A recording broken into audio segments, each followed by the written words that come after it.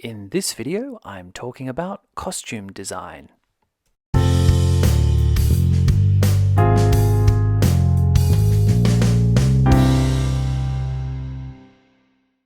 You're watching Studio Brushpen, the drawing channel that wants to be a pirate. Let's talk about designing costumes for our characters. I want to suggest this right at the start. Costume is character.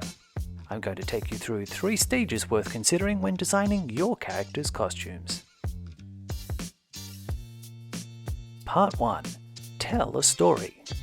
This is the most basic function of your costume design. Costume says everything we need to know about a character before the story even begins. A costume can tell your audience information about genre, time period, and setting.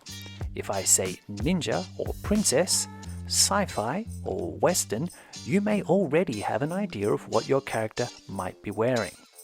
Think about the cover of your favorite comic or book, or the poster for your favorite movie. Does the costume help set up the expectations for the world and its story?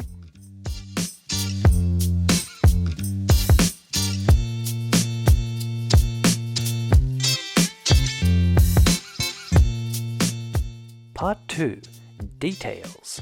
Now we have a way of telling our story, it's time to add some details. In this stage, we have a couple of different things we could pay attention to. The first is the level of detail in the drawing. By this I mean, are there things in your costume that you could add or subtract detail from and still keep the essence of the design? You might need to draw your character up close, so things like buttons, zippers, pockets and logos are worth considering. But if you zoom out and draw your character small or from far away, can you keep the basic form of that same design? The next level is a bit deeper. Are there details that tell us more about the character? Think of things that your audience might not notice at first, but make sense the more they get to know your character. Is your character wearing a brand new dress, or one that looks patched and worn? If a character's clothes are too big, does that mean they like feeling cozy, or that the clothes are second-hand? If a character's t-shirt is too small, does that mean they can't afford a new one, or that this has been their favorite since childhood? In a previous video, we discussed designing characters as pairs. Think about designing your costumes in the same way. How does one costume complement or contrast with another? What does that comparison tell us about the characters? This is especially effective if the basic costume design is the same, such as a story with characters in uniform.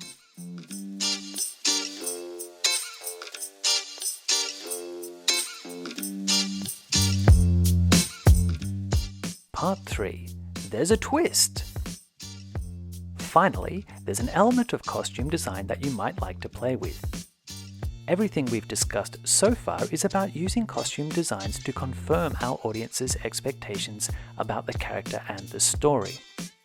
But what if you used your designs to subvert or alter your audience's expectations?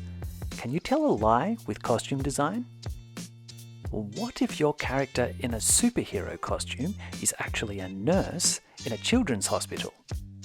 What if your character in a school uniform is actually the world's greatest acrobat?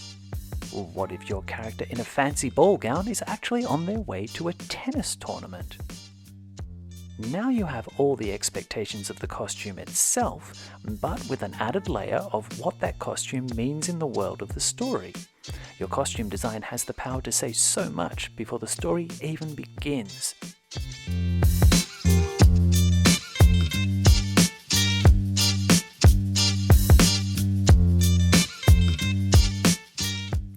I hope you now have some great ideas for your own costume designs. Feel free to experiment with your drawings and see what stories you can tell. I'll leave you with one last thought. Costume is character.